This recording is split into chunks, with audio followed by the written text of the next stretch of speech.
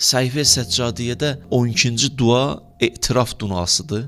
Orada bir cümlə var. Deyir, İlahi Rəbbim, istəyirəm əllərimi sənin dərgahına qaldırım, dua eləyim, hacətimi istəyim. 3 dənə amil qabağıma alır. Nədir olar? 1. Ax sən mənə əmrlər vermişdin. Mən süst yanaşmışam.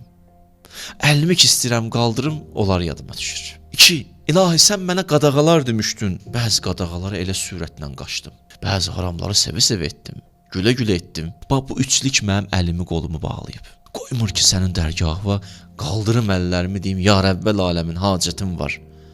Bunu deyəndən sonra məsum deyir, amma düzdür bu üçlük dilimi lal eləyib. Bir şey var ki o dilimi açıb.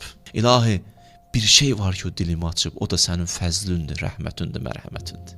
Görmüşəm sən nə qədər insanlar olub ki, sənə qarşı üsyan edib, əlini qaldırıb, dua edib, qəbul eləmişəm. Mən bunları görmüşəm, ilk adam mən deyiləm.